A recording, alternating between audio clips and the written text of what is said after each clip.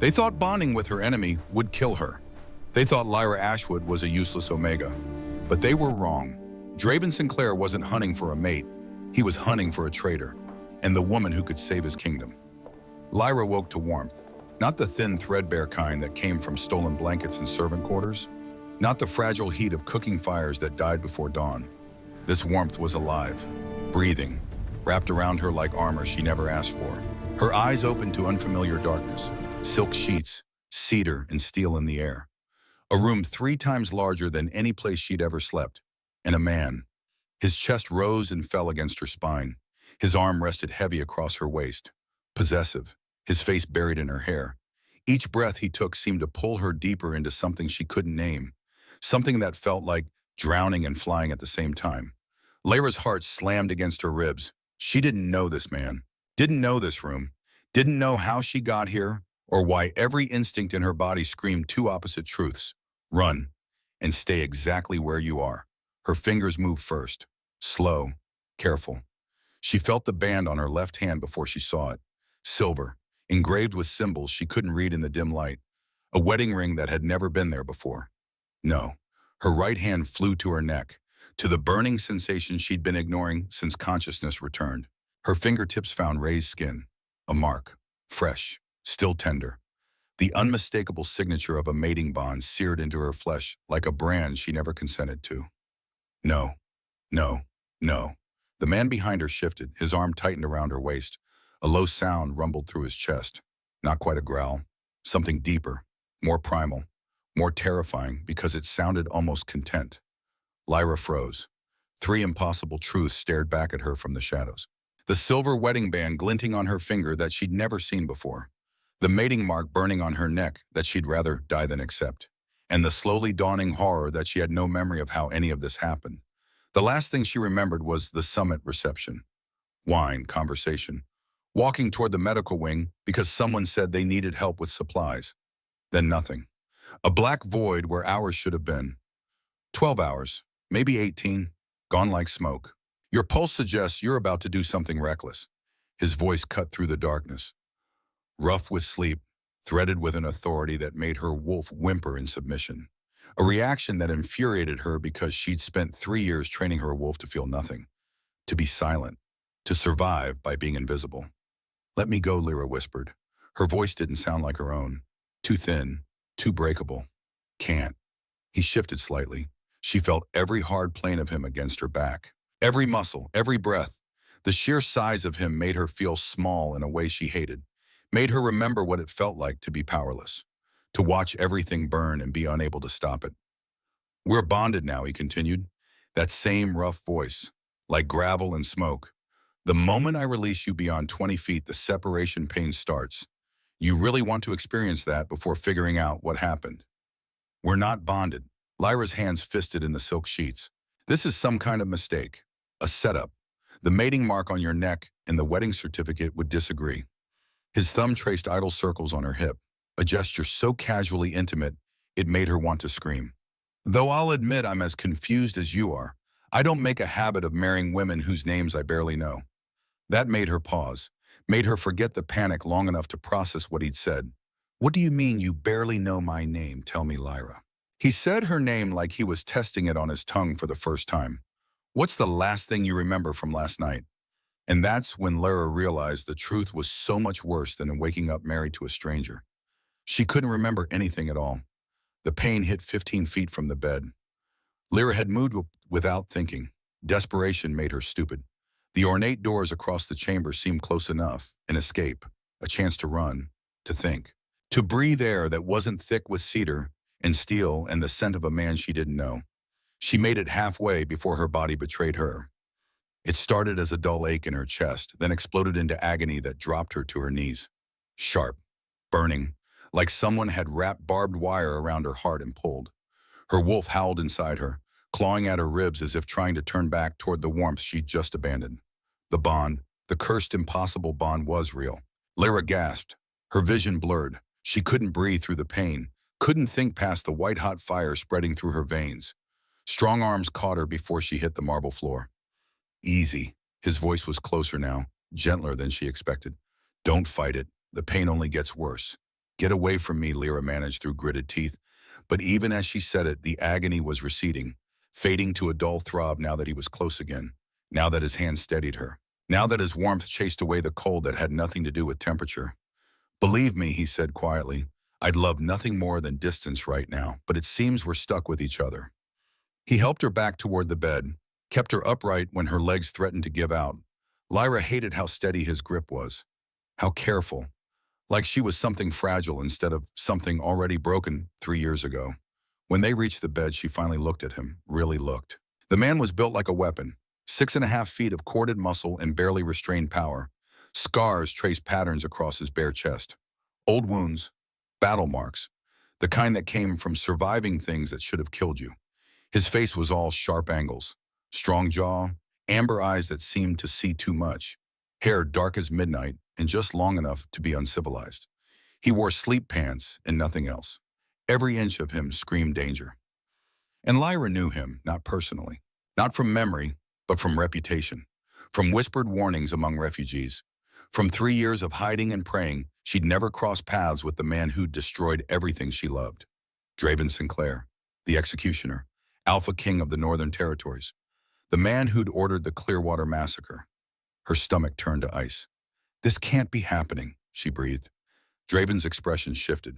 Something that might have been concern flickered across his features before the mask returned.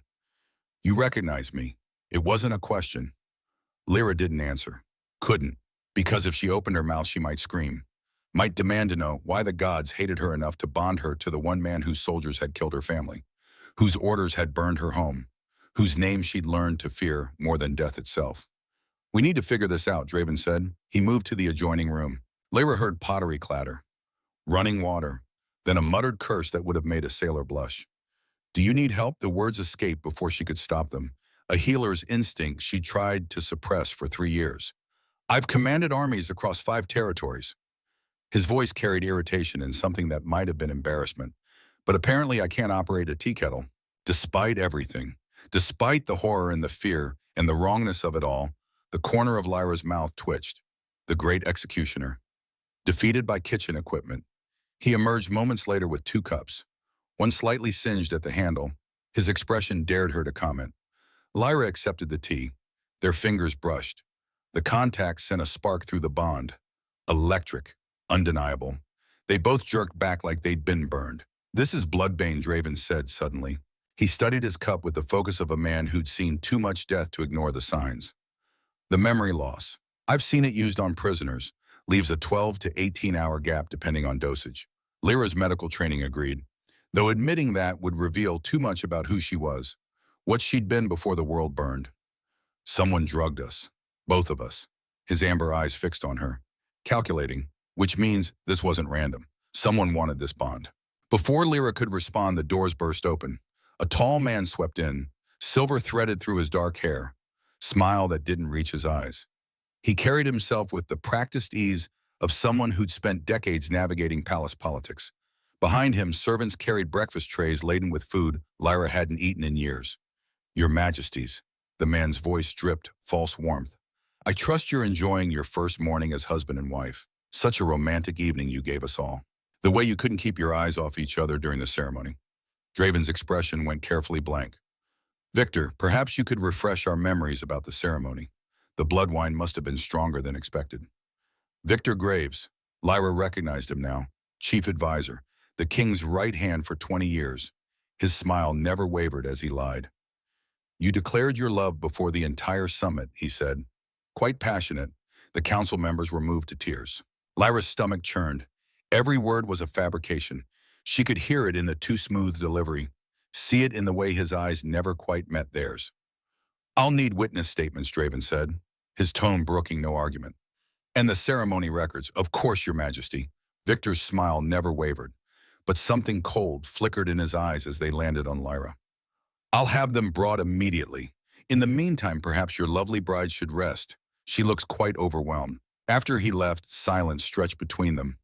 Lyra watched Draven move to lock the doors. She noticed his slight limp, an old injury that hadn't quite healed right. Her healer's eye cataloged it automatically. The way he favored his left leg, the tension in his right shoulder. The kind of damage that came from a blow that connected before it could be blocked. She knew that limp. Had seen it created 3 years ago when a Clearwater healer's desperate strike had landed true before she was cut down. "We need to figure out who did this," Draven said quietly. "And why. Can I trust you to help me?" Lyra met his gaze. Saw shadows there that matched her own. The man who'd destroyed her world was asking for her help, and the worst part was she needed his too. Reluctantly, she answered. His mouth quirked in something that wasn't quite a smile. "I'll take it." Over the next hour, reality crystallized into something almost manageable. Servants arrived with Lyra's belongings, what little she had as a refugee who'd spent 4 months disguised as palace help. 3 servant dresses, a spare pair of shoes, a medical kit she'd assembled from scraps, and her journal. Except the journal wasn't there. Panic clawed up Lyra's throat as she rifled through the trunk. Not there. She tore through the smaller bag. Nothing. The leather-bound book she'd kept hidden for 3 years. The one place she'd written things she could never say aloud. It was gone. "What's wrong?" Draven was beside her in 3 strides. "Nothing." Lyra's hands shook. "I just had a book.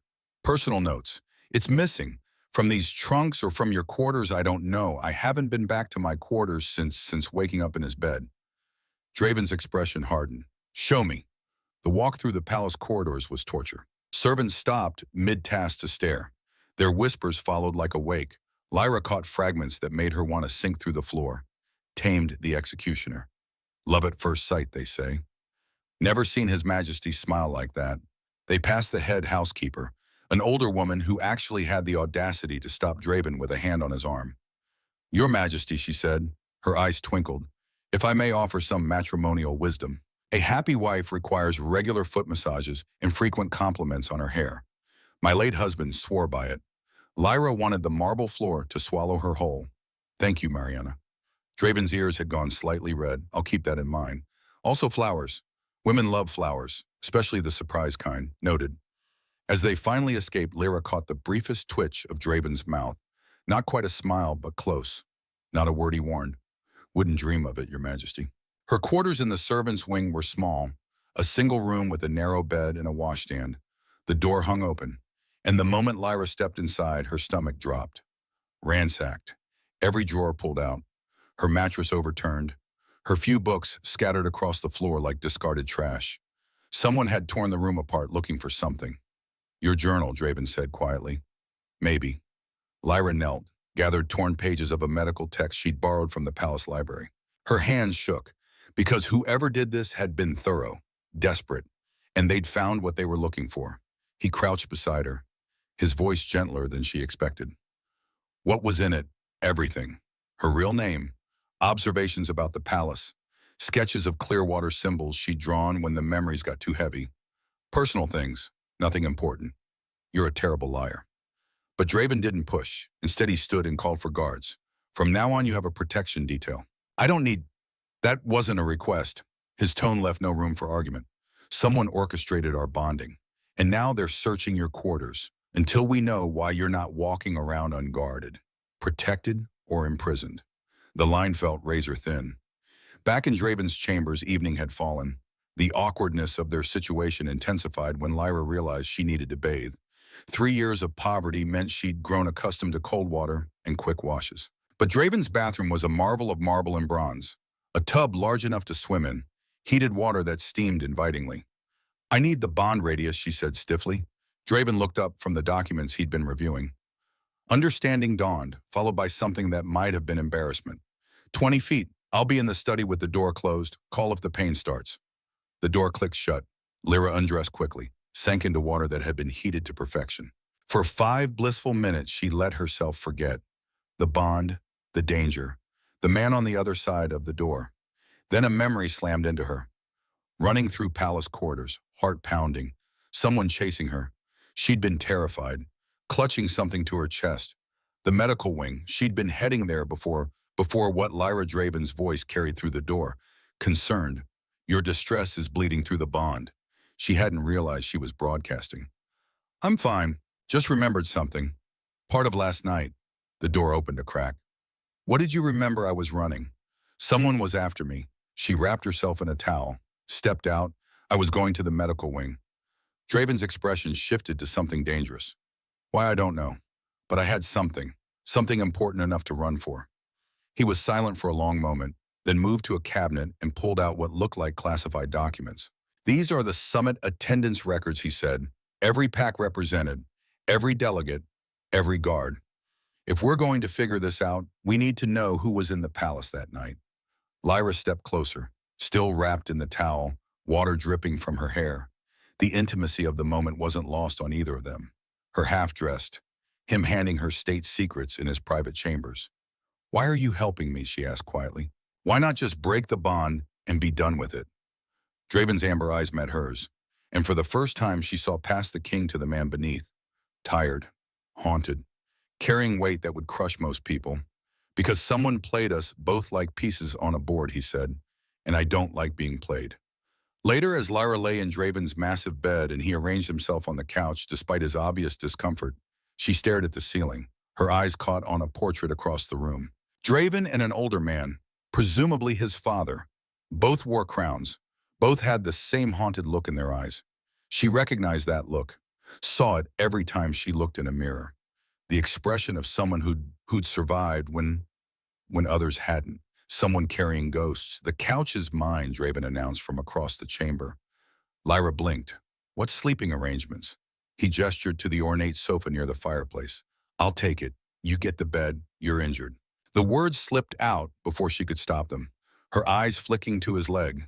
His gaze sharpened. How did you know that? Her heart stuttered. Too observant. She'd been too observant. You favor your left side. Anyone could see it. Most people don't notice. He studied her with unsettling intensity. But fine. We'll alternate. Tonight you take the bed. Tomorrow we switch. How generous, Lyra muttered. She tried to sleep, failed. Her mind kept circling back to impossible questions. Who drugged them? Why force a bond? What had she been running from in that memory fragment? And the question she couldn't escape. What would happen when Draven discovered she was from Clearwater? That she'd been there the night his soldiers burned her home? Would he break the bond then? Would he finish what his army started 3 years ago? Lyra touched the mating mark on her neck, felt it pulse with warmth, with life, with a connection she never asked for but couldn't deny. Across the room, Draven's breathing had evened out. Not quite sleep, but close. She could feel him through the bond, his exhaustion, his confusion, his carefully controlled concern. Maybe the monster in her nightmares was more complicated than she'd thought. Maybe they both were. The journal arrived at dawn. A trembling kitchen maid delivered it directly to Draven. Refused to meet Lyra's eyes as she whispered her confession. Found it in the chief advisor's office, Your Majesty. Thought you should know. He's been burning papers all morning. Draven pressed gold coins into her palm. You've done well. Tell no one. After she left, Lyra stared at the leather-bound book like it might bite her, her journal, in Victor's possession. Her hand shook as she opened it, but the entries weren't what she remembered writing. Day 47. Met him again in the medical wing. He pretends the nightmares don't haunt him, but I see the shadows under his eyes. Asked me to stay while he reviewed reports. Didn't speak for an hour, but the silence was comfortable. Strange how comfortable. Draven leaned over her shoulder. Reading, day 47. That's 3 weeks before the bonding. Lyra's heart hammered. She had no memory of writing this, no memory of day 47, or the entries that followed. Pages and pages of midnight meetings, stolen conversations, the slow unfurling of something that looked dangerously like affection, day 53.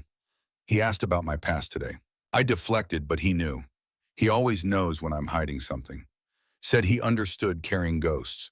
The way he looked at me, like he saw all my broken pieces and didn't flinch.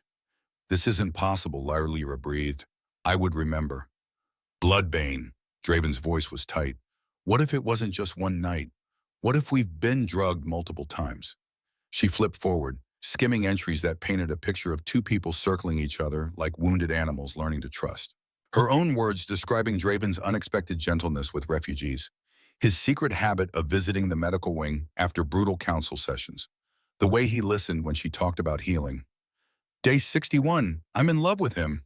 God's help me, I'm in love with the man who destroyed my pack. The words hit like a physical blow. Lyra's vision swam. Draven had gone very still beside her. Your pack. She couldn't breathe, couldn't think. The entry continued. He doesn't know, can never know. But when he looks at me like I'm something precious, I let myself pretend we could exist in a world where his orders didn't kill everyone I loved. What packed Draven's voice was carefully controlled, but she felt his tension through the bond. It doesn't matter. That's not what we need to focus on. A memory slammed into Draven. She felt it through their connection, saw it like she was there. Lyra's hands on his shoulder, warmth spreading through old battle damage, her voice soft and melodic, singing something in a language he didn't know, the pain that had plagued him for years melting away. Looking up to find her eyes shining with unshed tears. "The healer," he whispered, in the medical wing. "That was you." More memories surfaced, fragmentary but real. Midnight conversations in the palace gardens. Her laugh, rare and precious. The way she'd challenged his assumptions about strength and mercy. How she'd made him feel human instead of just a weapon with a crown. "We knew each other," Lyra said slowly. "For weeks. We..." She flipped to the final entry. "Dated the night before they woke, bonded. If I do this, I'll be bound forever to the man who destroyed my home. But I'll save his life, and maybe that makes us even. Maybe that lets me forgive myself for surviving when they didn't. Victor plans to poison him at tomorrow's feast. I found the vials in the medical supply room. The bonding ritual is the only protection strong enough. He'll hate me when he learns the truth, but he'll be alive to hate me." Silence crashed between them. "You performed the ritual," Draven said finally, "to save my life. I don't remember. But the evidence was damning. We need to see the chapel." The ancient chapel sat in the oldest part of the palace, rarely used. Inside, the stone altar still bore dark stains. Draven knelt, touching them. "Blood. Yours." Lyra felt drawn to the altar. Her fingers traced symbols carved into the stone. Protection. Binding. Life for life. "This is a healer's ritual," she said quietly. "Forbidden. It binds two life forces so completely that if one dies, the other follows. But it also means poison can't kill just one of you. The bond would purge it. You made yourself my shield." His voice carried something she couldn't name. "Why?" "Because I fell in love with you. Because you're more than the orders you were given. Because I saw the man beneath the crown and he was worth saving." But she couldn't say any of that. "I was investigating refugee disappearances," she said instead. "The journal mentions it. Maybe I found something that connected to Victor's plot." Draven stood, moving closer. "You called me insufferable in here." He tapped the journal, a hint of amusement breaking through the tension. "Insufferably noble when I think no one's watching." Despite everything, Lyra felt heat creep up her neck. "I was clearly drugged when I wrote that." "Were you?" He was close enough, now that she could see gold flecks in his amber eyes. "Or were you finally being honest?" The air between them charged with something dangerous. His hand came up, fingers ghosting along her jaw, and Lyra's breath caught. She should pull away, should remember who he was, what he'd done. But the bond hummed between them. And in this moment, he wasn't the executioner. He was just Draven, looking at her like she was the answer to a question he'd been asking for years. The chapel doors slammed open. "Your Majesty," a guard, bloodied and panting, "attack on the refugee settlement. Multiple casualties. The medical wing, it's been burned." Lyra's world tilted. The medical wing where she'd been investigating, where she'd hidden evidence. Draven's hand dropped from her face, his expression hardening back into the king. "How many dead?" "7 confirmed. More injured." They locked eyes, and Lyra saw her own realization reflected in his gaze. This wasn't random. Someone was covering their tracks, and they'd just become the next targets. The refugee settlement sprawled beyond the palace walls like a wound that wouldn't heal. Makeshift tents, cooking fires that struggled against the wind. Children with hollow eyes who'd learned too young that the world was cruel. Lyra had avoided this place for 4 months, terrified of being recognized. Terrified that someone would see past her servant's disguise to the healer who'd survived when so many hadn't. Now Draven was leading her straight into her worst nightmare. The attack targeted specific tents, he explained as they walked. Guards flanked them on both sides. Families who'd recently arrived from border territories. Someone selecting victims. Lyra's throat tightened. She knew these faces. Not all of them, but enough. A woman drawing water wore the braided hairstyle of the northern packs. An elderly man had the distinctive tattoos of the forest clans. Survivors like her, cobbled together from a dozen destroyed communities. Then she saw Zara. Her childhood friend stood near a medical tent, organizing supplies with the same brisk efficiency Lyra remembered from before the world burned. 3 years older, thinner, harder. but unmistakably Zara Wilde.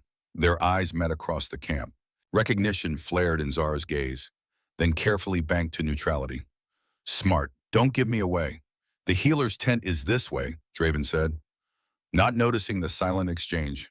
Inside was chaos. Injured refugees lay on cots while overwhelmed healers rushed between them, the air thick with the copper scent of blood and the sharper smell of fear. Burns, broken bones, smoke inhalation. The kind of injuries that came from fire and violence and deliberate cruelty. A child lay gray and still on a table. Couldn't be more than 5. Her mother sobbed beside her, clutching small hands that had gone cold. Smoke inhalation, a healer said grimly. Her lungs are too damaged. There's nothing more we can do. The words punched through Lyra's carefully constructed walls. Before she could think, before she could remember all the reasons she needed to hide her power, she was moving to the child's side. Let me try. Draven's hand caught her wrist.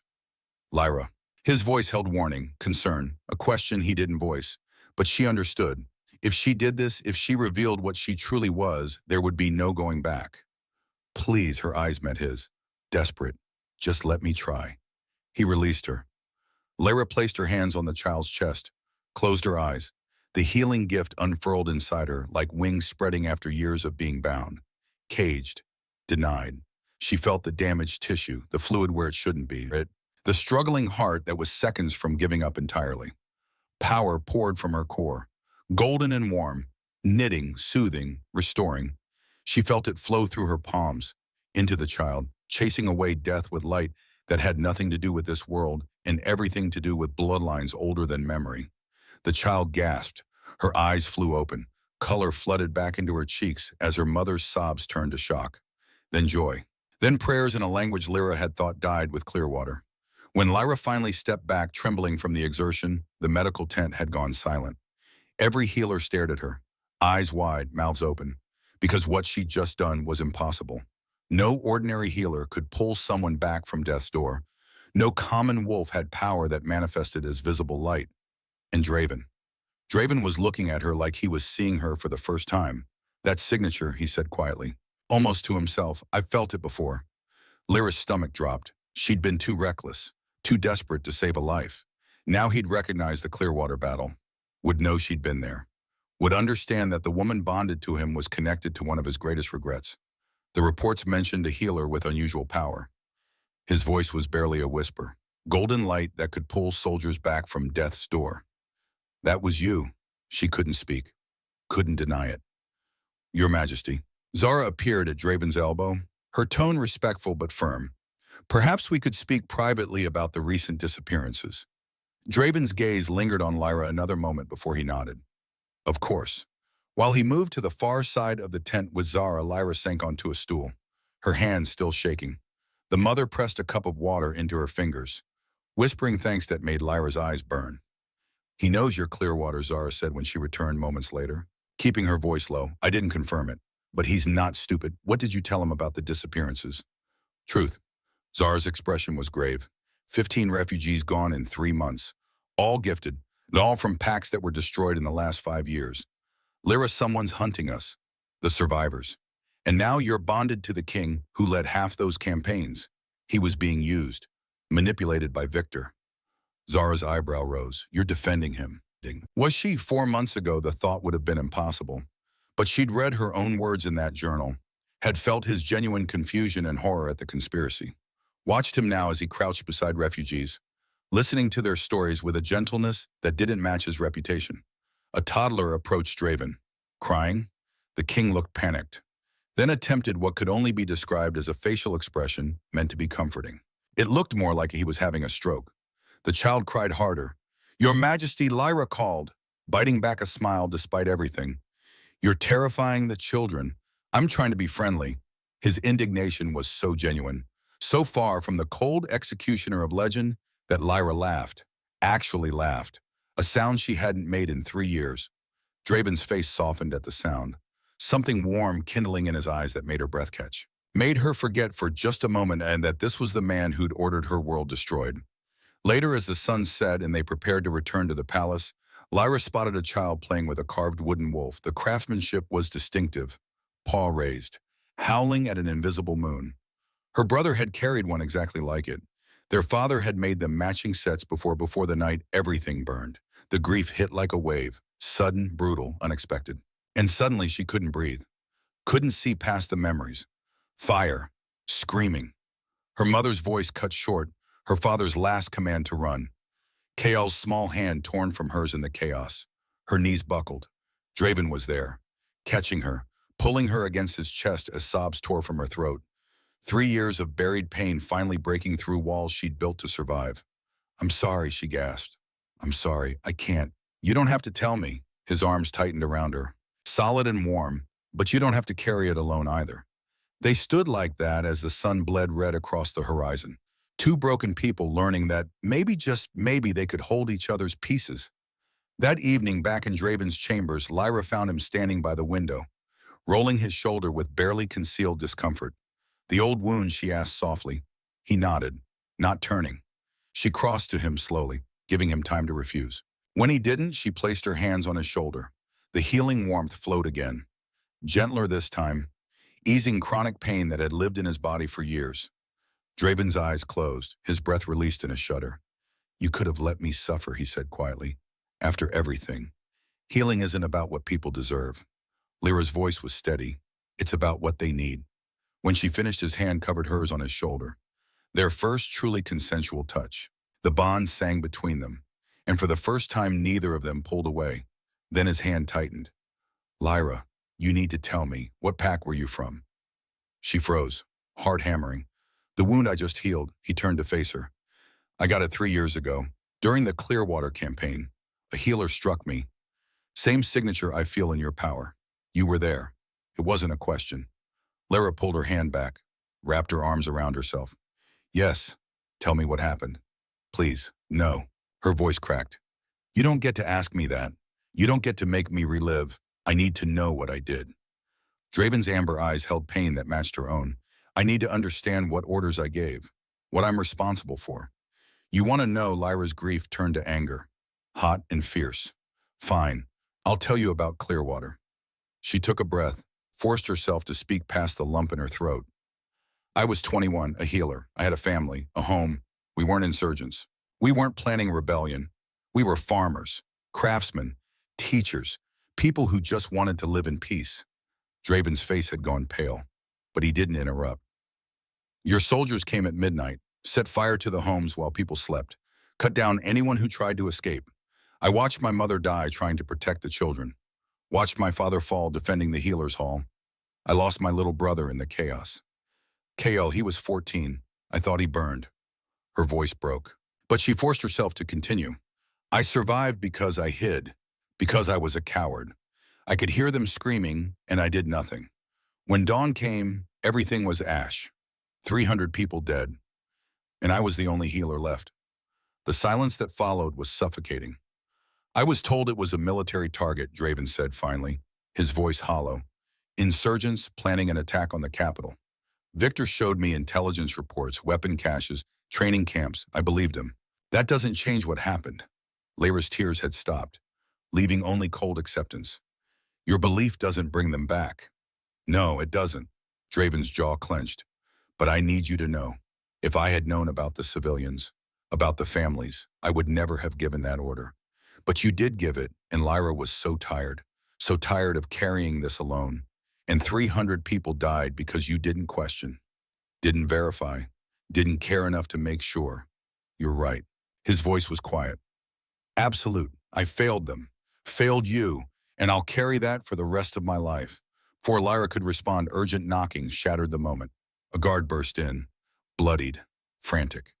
"Your Majesty, we found something. Victor's office. You need to see this now." The hidden safe behind Victor's eastern bookshelf opened with a click that sounded like doom.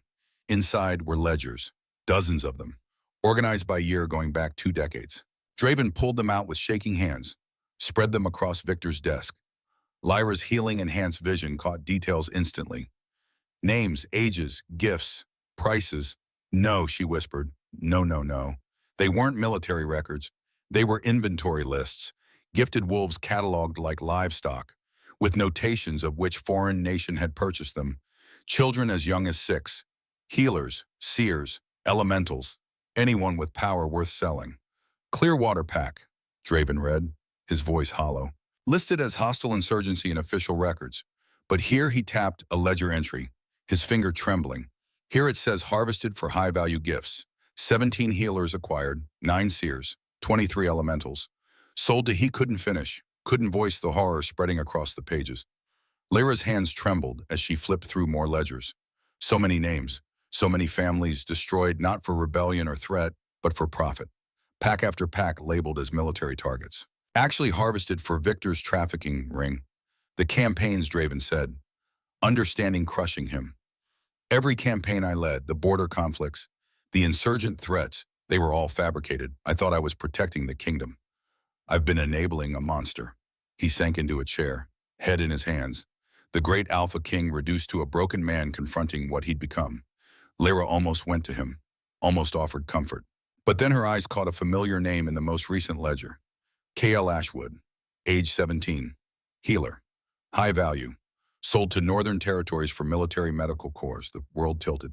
Her baby brother, the one she'd watched disappear into smoke and flame, the one she'd grieved for 3 years, except he hadn't died. He'd survived, had been taken, had spent 3 years enslaved because she'd failed to protect him. A sound escaped her throat, something between a sob and a scream. The ledger slipped from her fingers. Draven was there before she hit the floor, catching her, pulling her against his chest as she shattered. "I'm sorry," he choked out, his own tears falling into her hair. "Lyra, I'm so sorry. I didn't know. I should have known. Should have questioned. Should have. He's alive." She couldn't stop saying it. Kale's alive. They stayed like that. 2 people drowning in horror and hope. Until the pragmatic part of Lyra's brain kicked in. She pulled back, wiping her eyes, forcing herself to think. There's more here. She grabbed another ledger. Summit schedule, final feast and tomorrow night. Her finger traced a notation in Victor's handwriting. Bloodbane in the king's wine. Blamed on new queen's unstable foreign magic. Victor assumes regency. Draven's expression hardened into something dangerous. He planned this before we even bonded. But I performed the ritual. Lyra's mind raced. The bonding protects you. Poison can't kill you without killing me too. And he needs me alive to take the blame. So he sent assassins instead. When that failed, he'll try something else. Something public at the feast that can't be traced back to him. They stared at each other, the pieces falling into terrible place. We expose him, Draven said, publicly at the feast with evidence. He has allies, guards loyal to him, half the council. Then we make sure the truth is undeniable. Draven's gaze was steady. You can sense lies through touch. Can you do it for a crowd? Make them feel what you feel. Lyra had never tried, but desperate times. Maybe, if I push hard enough. The diplomatic dinner was supposed to be routine. Representatives from 3 allied packs, sharing wine and carefully worded treaties. Lyra sat at Draven's right, wearing a borrowed gown that made her feel like an imposter playing queen. Then the first window shattered. Glass exploded inward. A diplomat's scream cut short as a dart found his throat. The acrid smell of poison filled the air. Chaos. Masked figures dropped from the ceiling, blades flashing in candlelight, moving with practiced precision toward the high table, toward Draven. Draven moved before Lyra could process the threat. His body slammed hers to the floor. His weight pressed her down, protective and immovable, even as he roared orders to scattered guards. "Stay down," he commanded. Then he was up, weaponless, using a chair leg to block an assassin's knife, fighting like the weapon his father had trained him to be. Brutal efficiency, no wasted movement. But he was outnumbered, 6 attackers, maybe more. His guards pinned at the doorway by crossbow fire. An assassin broke through Draven's defense, blade aimed at his unprotected back. Lyra didn't think, didn't plan. Error transformed into something white-hot and blazing. Power erupted from her core, not the gentle healing warmth, but something fierce and terrible. She felt the assassin's life force like a flame. Reached for it. Squeezed. The man collapsed, his heart simply stopping. The blade clattered from his fingers. The room went still. Every eye turned to Lyra, who stood trembling, her hands glowing with golden light that flickered at the edges with something darker. Something that had nothing to do with healing and everything to do with the other side of that power. The side that could unmake as easily as it made. "Lyra!" Draven's voice cut through her shock. "Behind you." She spun. Another assassin lunged, This time she was ready. Her hand shot out, connecting with his chest. She felt his life beneath her palm, the rhythm of his heart, the flow of blood, the spark that made him alive. It would be so easy to snuff it out. Instead, she pushed healing into him. Too much, overwhelming. His nervous system overloaded. He crumpled, unconscious but breathing. The remaining assassins hesitated, then fled when palace guards finally broke through. In the aftermath, as servants rushed to tend the wounded and guards secured the room, Lyra stood frozen. She'd almost killed him, had killed one. Her hands shook as she stared at the fallen assassin, the one whose heart she'd stopped. "He's dead," she whispered. "I killed him. He was trying to kill you." Draven approached slowly, like she was a spooked animal. "You defended yourself. I'm a healer." I can't."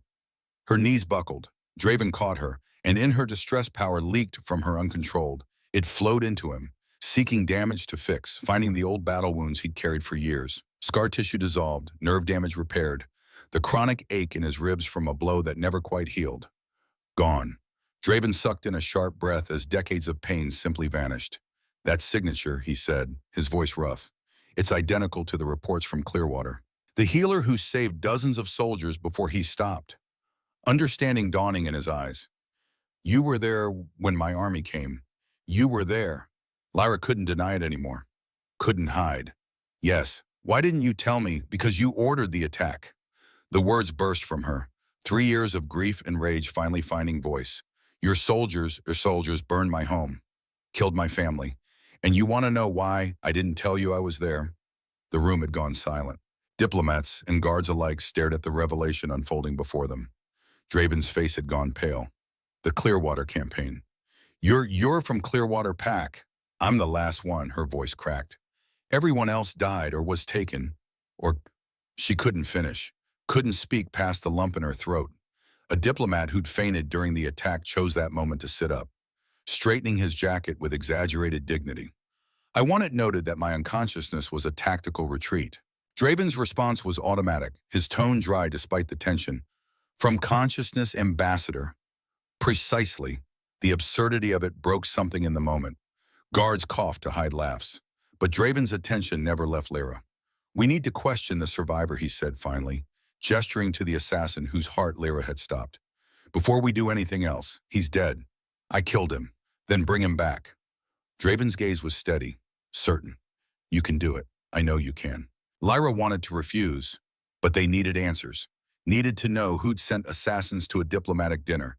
She knelt beside the body, placed her hands on his chest, reaching for the spark of life she'd extinguished. It was like grabbing smoke. Intangible. Already fading, she pulled, commanded, begged. The healing power surged through her, and suddenly she was crying, pouring everything she had into calling him back. The man gasped. His eyes flew open. He lived. Lyra swayed, exhausted. Draven caught her. As he helped her stand, his sleeve rode up, revealing the scars on her forearms, burn marks, distinctive patterns from Clearwater fires. His fingers traced them with devastating gentleness. "You were there when my soldiers came." His voice broke. "What did I do to you?" The question hung between them, raw and bleeding. Lyra couldn't answer, couldn't find words for the night her world had burned, for the screams that still echoed in her nightmares, for the impossible cruelty of falling in love with the man who'd ordered it all. Instead, she pulled away, wrapped her arms around herself, watched as guards dragged the resurrected assassin away for questioning. The assassin lasted 4 hours before he broke. Lyra sat across from him in the palace dungeons, her hand pressed against his chest, feeling every flutter of his heartbeat, every spike of fear when he lied. Draven stood behind her, a silent, imposing presence. "Who hired you?" she asked again. The man's pulse jumped. "Lie incoming." "I don't know. We received payment through Lyra's power pulsed, just enough to make his heart skip." His eyes widened with terror. "Try again," she said softly. "And remember, I brought you back once. I can take you away just as easily." She hated the words even as she spoke them, hated what she was becoming. But lives depended on the truth. Victor Graves, the assassin, gasped. "The chief advisor. He hired us. Said the king had become compromised by his new wife. Said the kingdom needed protection." Draven's hand came down on Lyra's shoulder, steadying. "Where's his proof?" "His evidence office safe, hidden behind the eastern bookshelf. Combination is your father's death date." They left the assassin to the guards and ran. But when they reached Victor's office, Draven froze in the doorway.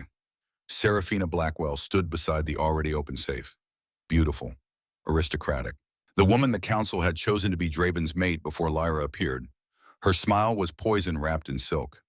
Your Majesty, she purred, and the little refugee, how domestic. Serafina, Draven's voice was ice. Step away from that safe. Or what? Her laugh was cruel. You'll choose this lowborn nothing over me over your kingdom's future. She pulled documents from the safe, started ripping them, feeding them to the fireplace. She's not nothing. Draven's power filled the room, making the air thick. She is my mate, my queen, and you will show her respect or I will have you removed from this court. Serafina's face twisted with rage. She's Clearwater trash. She seduced you with Lyra's hand shot out. Golden light wrapped around Serafina's wrist, not hurting, just holding, making her freeze mid-motion. I am Lyra Ashwood, she said quietly, last healer of Clearwater Pack, the woman bonded to your king. And if you insult me again, I'll show you exactly what Clearwater healers can do when we're done being merciful. The light pulsed, just once. Serafina's face went white. Draven pulled Lyra back gently. Serafina, you're dismissed. Permanently. Pack your things and leave the palace before dawn. Or I'll let her finish what she started. After Serafina fled, they salvaged what documents remained. Enough to prove conspiracy. Enough to expose Victor, but not enough to prove where Kyle was held. We go to Northern Territories, Draven said. Tonight, we get your brother back. It's suicide. Victor will know we left. He'll move up his timeline. Then we'd better be fast. They left at midnight. 10 elite guards, moving through darkness toward enemy territory. Lyra rode beside Draven, fear and hope warring in her chest. Tell me about him, Draven said quietly. Your brother, K.O. Lyra's voice softened. He was 14 when it happened, always getting into trouble, collecting injured animals, driving our mother crazy with his questions. He wanted to be a healer like me, practiced on everything, birds, rabbits. Once tried to heal a rock because he thought it looked sad. Draven's mouth quirked. A rock. He was special. Is special, Lyra corrected herself. If he's been enslaved for 3 years, we'll get him back, Draven promised, and Victor will pay for every child he's stolen. The bond pulsed between them, warm, certain. And Lyra realized she believed him, not because she'd forgiven what he'd done, but because she'd seen who he was trying to become. Maybe that was enough. Maybe it had to be. The Northern Territories compound loomed ahead, and Lyra sent a silent prayer to gods she'd stopped believing in 3 years ago. Let K.O. be alive. Let us not be too late. Let this be the beginning of something better. The gates opened, and they rode into uncertain darkness. The Northern Territories compound rose from darkness like a fortress carved from stone and spite. Walls 30 feet high, guard towers at every corner. The scent of blood and iron thick in the air. This was where gifted wolves came to disappear, where children were broken into weapons, where Kyle had spent 3 years learning that hope was a luxury slaves couldn't afford. Lyra's hands trembled on the reins. Draven's horse moved closer, his presence steady beside her. We're getting him back. Not a promise, a certainty, like he could will it into existence through sheer force of command. The gates opened, not with resistance, but with calculated welcome. They'd been expected. Alpha Nikolai Volkov waited in the courtyard, massive, scarred, built like violence-given flesh. His eyes were winter blue, cold enough to freeze blood. But when he looked at Lyra, something flickered. Recognition, maybe. Or curiosity about the healer who'd bonded herself to the executioner king. Draven Sinclair Nikolai's voice was gravel and smoke. You bring an interesting proposal, evidence that could destroy us both. In exchange for one broken slave. He's not broken. Lyra spoke before Draven could. He's 17. His name is Kyle, and he's my brother. Nikolai's gaze sharpened. So the rumors are true. Clearwater healer. I wondered who'd survived that particular harvest. The word made Lyra's stomach turn. Harvest. Like people were crops to be reaped and sold. I have a counter offer, Nikolai continued. Prove your power. Heal something I've been told is beyond saving. Do that, and your brother walks free. The evidence becomes irrelevant. What needs healing? Draven's hand had moved to his sword, ready for betrayal. My daughter. Nikolai's mask cracked, just for a moment, showing the desperate father beneath the brutal alpha. Silver poisoning. 5 years of watching her die slowly. Every healer I've brought says there's nothing to be done. Lyra understood then. This wasn't about negotiation. It was about a father willing to bargain with enemies if it meant saving his child. Take me to her. The girl was 10, maybe 11. Hard to tell when suffering aged you beyond your years. She lay in a bed too large for her small frame, skin gray as ash, breathing shallow. The silver poisoning had spread through her entire system, turning her blood toxic, shutting down organs one by one. Her name was Katya, and she was dying. This is impossible, a healer whispered. The silver's integrated too deeply. If you try to remove it, you'll kill her. Lyra placed her hands on Katya's chest, closed her eyes, felt the poison like black ice in the girl's veins. The healer was right, this should be impossible. Removing the silver would tear apart everything it had fused with.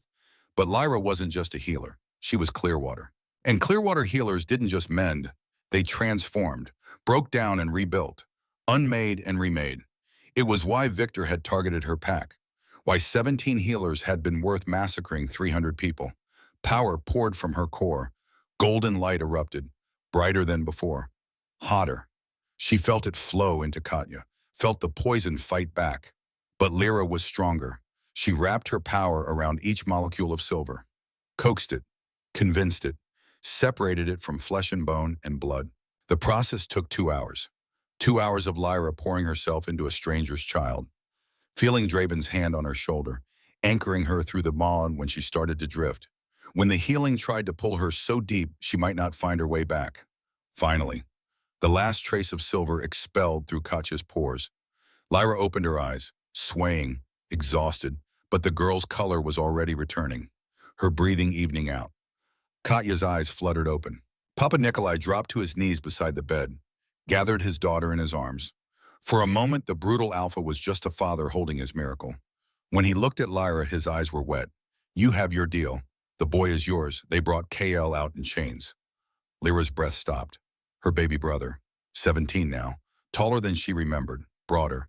But his eyes were empty, hollowed out, like someone had scooped away everything that made him Kael and left only a shell. Scars covered his arms, his neck, marks from silver restraints, from punishments, from 3 years of Victor's people breaking him down until there was nothing left to break. Kael, Lyra whispered. She ran to him, reached for him. It's me. It's Lyra. You're safe now. He stared at her. Through her, no recognition, no emotion, nothing. He doesn't speak anymore, Nikolai said quietly. Whatever Victor's people did to his mind, they made sure he wouldn't come back from it. No. Lyra cupped her brother's face. Kael, please, look at me. See me. Nothing. Draven moved beside her. Can you heal this the way you healed my wounds? This isn't a wound, Lyra's voice broke. This is psychological trauma, conditioning. His mind built walls to survive what they did to him. If I go in there and try to force them down, you could trap yourself, Draven finished. I know, but if you don't try, he stays like this forever. Lyra looked at her brother, at the empty eyes, at the boy who'd once tried to heal rocks because they looked sad. I have to try. She placed her hands on both sides of Kiko's head, closed her eyes, dove into his mind. The psychic landscape was a wasteland, memories locked behind walls of ice, emotions frozen. Everything that made Kael himself buried so deep it might as well have been dead. Lyra pushed deeper, following threads of consciousness, looking for the core, the part that couldn't be destroyed no matter how much they tried. She found it in a memory. Kael at 7. Lyra teaching him to heal, her hands guiding his, their mother singing in the background, their father carving wooden wolves by firelight, the family whole, happy, before the world learned how to burn. Lyra held on to that memory, poured warmth into it, let it grow, let it spread, melting the ice walls, thawing frozen emotions, calling her brother back from the place he'd hidden himself to survive. Come back, she whispered into the darkness. Kael, come home. For a moment, nothing, then a flicker, a spark, a small voice in the void. Ellie, her childhood nickname, the one only family used. I'm here, she said. I've got you. It's safe now. The walls shattered, memories flooded back, good and bad, beautiful and terrible. Kael's consciousness surged forward, reaching for her, reaching for home. Lyra pulled them both out, back to the physical world, where Draven held her body upright, where Nikolai and his guards watched, where her brother's eyes were finally focused on her face. Ellie Kale's voice was rough, broken from disuse. Is it really you? Lyra collapsed into him, sobbing. It's me. I'm here. I've got you. They held each other, brother and sister, both broken, both surviving, both learning that sometimes coming home meant carrying new scars. Before they left, KL spoke, his voice stronger. Victor, he has insurance, bombs throughout the palace, dead man switch. If his heart stops, everything explodes. How do you know this? Draven asked. He told me. Kale's hands shook. Before they broke me, said he needed leverage, needed a way to keep the king in line. He has kill switches everywhere. Can you remember where the bombs are? Kale closed his eyes, trying. Medical wing, throne room, armory, dungeons, maybe more. The conditioning, it fragments everything. It's enough, Lyra said. We can work with this. Draven's expression was grim. We need to get back. The feast is in 18 hours. They rode through the night. Kale sat behind Lyra, arms wrapped around her waist, like he was afraid she'd disappear if he let go. She could feel him trembling, could feel 3 years of trauma trying to surface now that the walls were down. It's okay, she murmured. You're safe. I won't let anyone hurt you again. You can't promise that. No, but I can promise I'll die trying to keep you safe. Behind them, Draven rode in grim silence, planning, calculating, preparing for the confrontation that would either save the kingdom or destroy them all. When they reached the palace at dawn, Zara was waiting. The older woman took one look at Kyle and understood. She gathered him into her arms, didn't ask questions, just held him while he finally let himself break. I've got him, Zara said to Lyra. You focus on stopping Victor. I'll keep your brother safe. Lyra kissed Kyle's forehead. I'll come back. I promise. In Draven's bright chambers, they had 12 hours to prepare. The plan was simple. Expose Victor publicly at the feast, with evidence too overwhelming to deny. Force him to surrender before he could activate the bombs. Get him to reveal the dead man's switch locations. Then make sure he never hurt another child again. Simple, but not easy. What if he doesn't surrender? Lyra asked. What if he'd rather blow up the palace than lose? Then we make him see reason. Draven pulled her close, his arms strong around her. We show him that his empire has already fallen, that fighting only makes it worse. And if that doesn't work, then I stop his heart, Lyra said quietly. Keep him in a loop, dying and reviving, until he tells us where every bomb is hidden. That could damage you, using your power that way. I know, but it's necessary. Draven cupped her face, his amber eyes intense. After this is over, after Victor is dealt with and the kingdom is safe, I want you to know something. What I love you. His voice was raw, honest. Not because of the bond, not because of the ritual, but because you're the strongest person I've ever met. Because you chose mercy when vengeance would have been easier. Because you saved me in every way a person can be saved.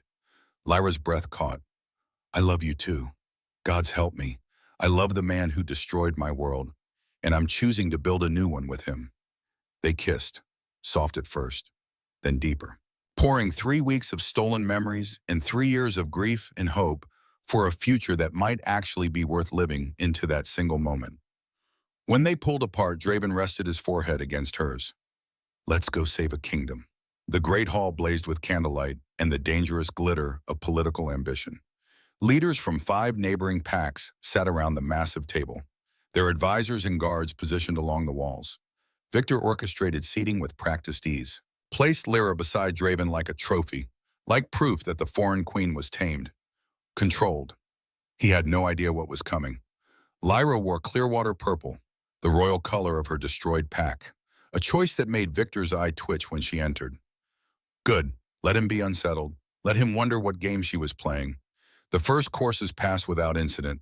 Diplomatic small talk, careful compliments, the dance of wolves pretending to be sheep.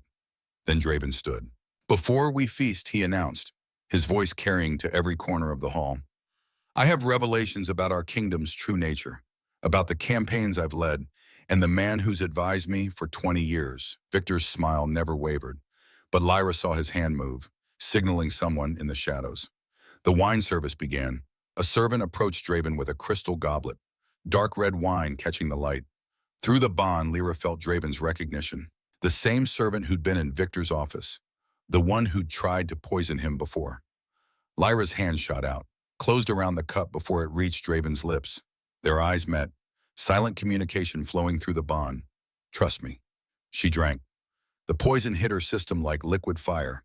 Bloodbane and heartspin mixed together, designed to stop a wolf's heart in seconds. Around the table, conversation died as Lyra's body began to convulse. But she'd been preparing for this. Had spent 2 days studying the poison's composition, understanding how it worked, and if she could stop a heart, she could save her own. Golden light erupted from her skin. The assembled leaders gasped. Chairs scraped back. Guards reached for weapons. But Lyra was already metabolizing the poison in real time. Her healing gift manifesting visibly. Power blazing through her veins. Breaking down the toxins.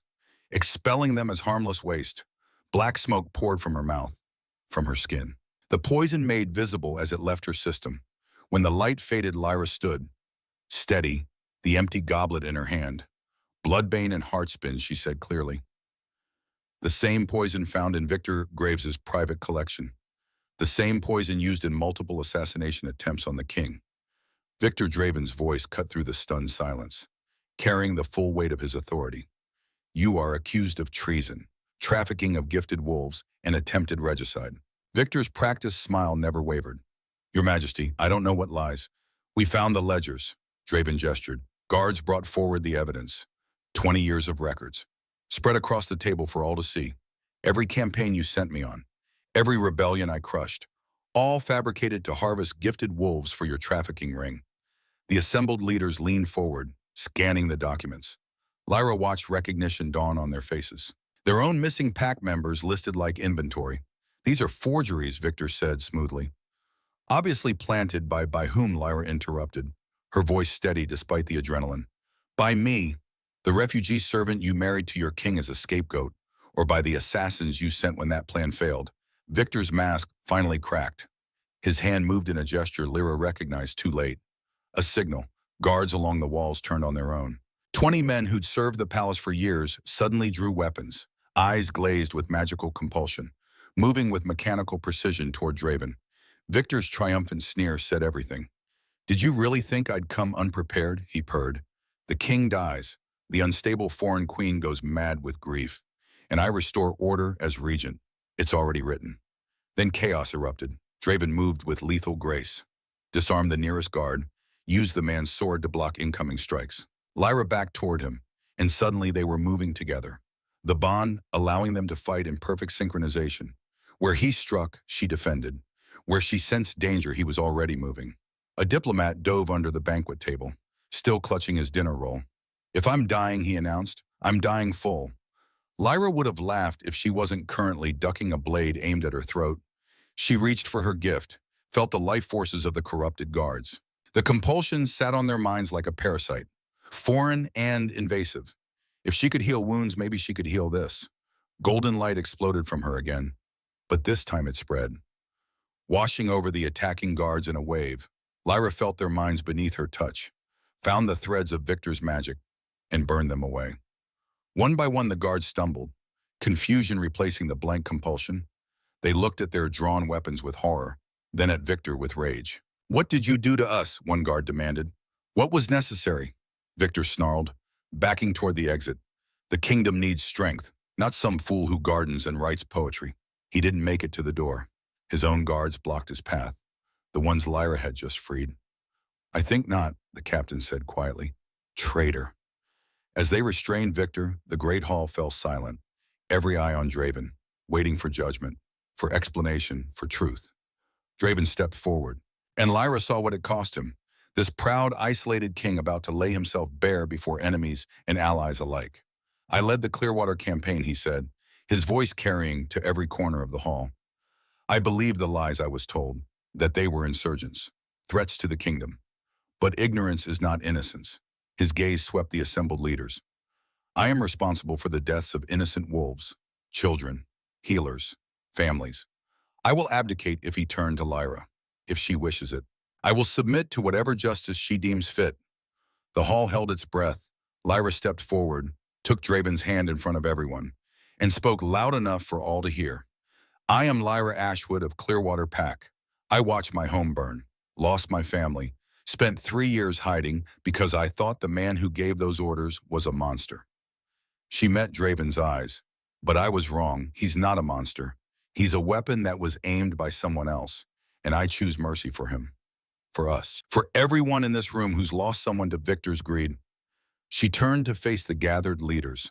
I don't want justice. I want change. I want a kingdom where healers are valued, where gifted wolves are protected, where power is used to build instead of destroy. And I want him, she squeezed Draven's hand, to help me build it. Silence stretched. Then the Alpha of the Eastern Territories stood, followed by another leader and another. One by one they rose in acceptance. The bond stands, the Eastern Alpha declared, and Victor Graves will face trial before all 5 territories for his crimes. Victor lunged, pulled something from his jacket. A detonator. One move and I blow the palace. His voice was manic, desperate. Everyone dies, or you let me walk. Entire hall froze. Lyra felt Draven's tension through the bond, felt him calculating, preparing to sacrifice himself if necessary. No, she whispered, I have a better idea. She stepped toward Victor, hands raised, no weapons, just power thrumming beneath her skin. Take me instead, she offered. You wanted gifted healers. I'm the most powerful you'll ever find. Let everyone else go. Keep me as your hostage. Victor's eyes narrowed, suspicious. Why would you? Because if you kill Draven, the bond kills me anyway. Lyra moved closer. But if you let him live, I'll serve you, heal your people, make you unstoppable. Victor considered. Greed winning over caution. Fine, the king lives. But you come with me. Now, Lyra walked to Victor, close enough to touch, close enough for skin contact. The moment his hand closed around her wrist, she struck. Power flooded into him, not healing, overwhelming, drowning him in sensation. In her consciousness diving into his. What are you? Victor screamed. I'm in your mind now, Lyra said calmly. Show me where the bombs are. She felt him try to push her out, but she was stronger. 3 years of survival had made her stronger than anyone realized. She ripped through his mental defenses, tore into memories, found what she needed. Throne room, medical wing, armory, dungeons, exactly where Kale said they'd be. Her eyes found Zara in the crowd. The silent communication passed. Zara nodded, ran. Victor broke free, threw Lyra across the room. She hit the wall, breath knocked from her lungs, but she'd gotten what she needed. Draven was there, pulling her up. Victor pulled a blade, lunged. They fought.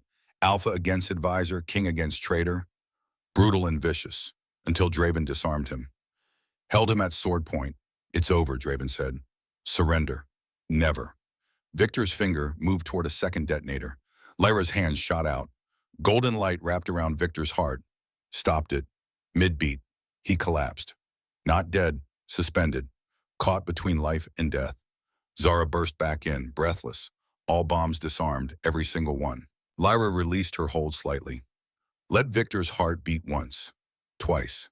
Then stopped it again. Where are the rest, she demanded. Every bomb you planted, every failsafe. Tell me or I keep you in this loop forever. Victor gasped, choked, finally broke.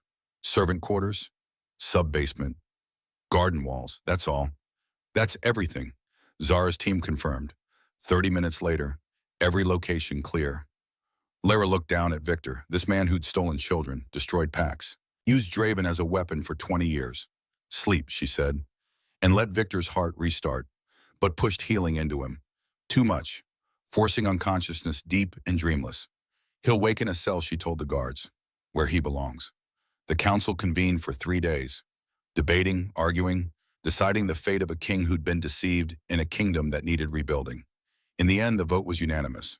Draven would remain king, but under council oversight, with new laws protecting gifted wolves, with reparations for destroyed packs, and with Lyra at his side, not as a political pawn, but as his equal, his Luna, his queen.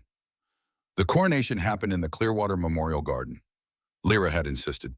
If she was going to wear a crown, it would be among the dead, among those who'd paid the price for Victor's greed, among her people. Draven knelt before her as the sun set, his voice carrying to the assembled crowd. Lyra Ashwood, you saved my life, my kingdom, my soul. You chose mercy when vengeance would have been easier. You built gardens where others saw only graves. He placed a crown on her head, silver woven with purple stones, clear water colors forever honored. You are my Luna, he said, my queen, my everything, and before all the territories I claim you, not as property, but as partner. not as possession, but as the other half of my heart.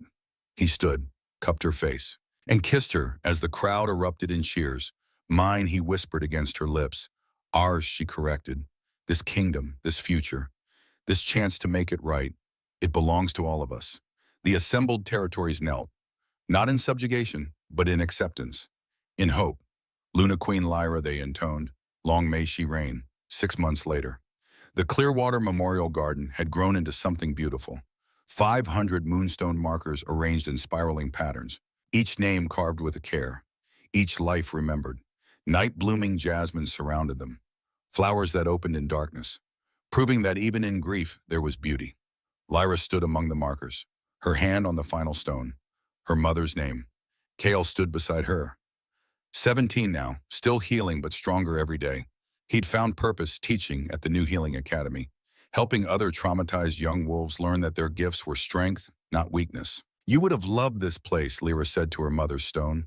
The garden, the academy, what we're building. She does love it, Kael said quietly. I can feel it. They're all here, watching. Proud. Lyra squeezed his hand. Behind them, the academy hummed with activity. 30 students, refugees and nobles learning side by side. Zara ran the refugee integration program, helping survivors find homes, find purpose, find peace. Victor's trial had been public. His crimes laid bare before all 5 territories. The sentence was unanimous. Life imprisonment in the very mines where he'd sold children. Forced labor. No parole. No mercy. Serafina Blackwell had fled to the Eastern Territories, banned from ever returning. A small footnote in a much larger story of justice and rebuilding. The gifted protection laws had passed. Trafficking now carried the death penalty. Every pack had agreed. Too many had lost too much to Victor's schemes. And Northern Territories had become an unexpected ally. Nikolai's daughter Katya had recovered fully. The Alpha now worked with Draven to dismantle the remaining trafficking networks, to free those still enslaved.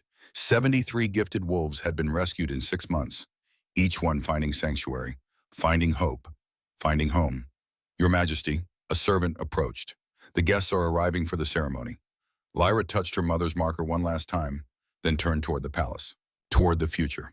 The second bonding ceremony was smaller than the first, more intimate. Just family and close friends gathered in the memorial garden, where the dead could witness the living choosing love. Lyra wore royal purple, Clearwater colors now officially adopted as part of the kingdom's crest. Draven wore mourning black, honoring those lost, acknowledging the weight of the pestis while stepping into the future. Kael stood as Lyra's witness. Zara stood as Draven's. The symmetry felt right. The vows were simple. I choose you, Lyra said, with full knowledge, full memory, full heart. Not because the bond demands it, but because you're worth choosing, every day, for the rest of my life. I choose you, Draven echoed, not to erase the past, but to build a future worthy of those we've lost. Not to forget the pain, but to transform it into something that heals instead of harms. They exchanged rings, not the silver bands from the forced bonding, but new ones, engraved with Clearwater and Sinclair symbols intertwined. Each guest had received a gift as they arrived, a small moonstone wolf token, each carved with a victim's name, so the lost would be present, even those who couldn't attend in body. The ceremony ended with a traditional Clearwater blessing, sung in the old language, the words speaking of hope and healing and gardens that grew from graves. When Lyra and Draven kissed, the entire garden seemed to glow. Moonstone catching the fading light, jasmine releasing its scent. A moment of perfect peace. That evening they stood on the balcony of their chambers, looking out over the kingdom they were rebuilding together. Construction was everywhere. Schools for gifted children, healing centers, memorial sites in every territory that had lost pack members to Victor's schemes. Lyra's hand rested on her stomach. Still flat, but not for much longer. She and Draven had discovered the pregnancy 2 weeks ago. A new life, a new beginning. What should we name them, Draven asked softly, his hand covering hers. Something meaning hope, Lyra said. Something meaning second chances. Something that reminds us every day that from the darkest nights, the brightest futures can grow. Like Phoenix, rising from ashes. Or dawn, the light after darkness. They stood together as the sun set and the stars emerged. The memorial garden below blooming in the twilight, gold and purple flowers opening to the night.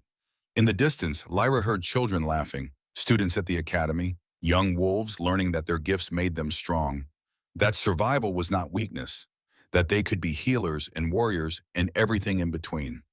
She heard Kael's voice among them, teaching, guiding, showing them the same patience she'd once shown him with injured rocks and wounded rabbits. She felt the bond thrumming between her and Draven. No longer a prison, but a choice renewed every day. A connection built on honesty and mercy and the hard work of building something better than what came before. "Do you think they forgive me?" Draven asked quietly. "Your family, your pack, for what I did?" Lyra considered, chose her words carefully. "I think forgiveness isn't about erasing what happened. It's about what you do after. You can't bring them back, can't undo the orders you gave. But you can make sure their deaths meant something, that their names are remembered, that the children who come after them grow up in a world where power protects instead of destroys." She turned in his arms, looked up at him. "You're doing that every day. It doesn't erase the past, but it builds a future they would have wanted to see." Draven pressed his forehead to hers. "I'll spend the rest of my life trying to be worthy of your mercy, and I'll spend mine reminding you that you already are." They kissed as the stars wheeled overhead, as the memorial garden bloomed below, as the kingdom slowly, painfully, beautifully healed. 6 months had passed since they woke bonded, since Lyra's world had tilted into impossible territories, since she'd learned that the man who destroyed her pack could also be the man who helped rebuild it. 6 months of hard choices and harder truths, of learning that love and grief could exist in the same heart, that mercy was stronger than vengeance, that gardens could grow from graves if you were brave enough to plant the seeds. From her chamber's window, Lyra could see the future taking shape. Students studying, refugees finding homes, memorial markers standing testament to lives that mattered. That would always matter. And tomorrow she would wake beside the man she'd chosen. Not because of a bond forced upon her, but because she'd looked at the monster in her nightmares and seen a man worth saving, worth building beside, worth loving. The world was far from perfect. Justice was complicated. Healing took time. But for the first time in 3 years, Lyra felt something she'd forgotten how to feel. Hope. Not the fragile kind that shattered at the first sign of darkness, but the stubborn kind. The kind that survived massacres and forced bonds and 3 years of hiding. The kind that planted gardens among graves and called it defiance, called it living. Draven's arms tightened around her, their child growing between them, their kingdom spreading below them, their future uncertain, but theirs to write. "Ready for tomorrow?" he asked. "Council meeting, budget review, testimonies from freed slaves." Another memorial dedication. "Always," Lyra said, and meant it, because this was what healing looked like. Not erasing the scars, but learning to carry them with grace. Not forgetting the dead, but honoring them by building a world they would have been proud to see. The night bloomed around them, stars above, flowers below, and in the space between two people who'd learned that sometimes the greatest love stories were the ones that began with hate and fear and impossible odds. Sometimes the gardens that grew from graves were the most beautiful of all.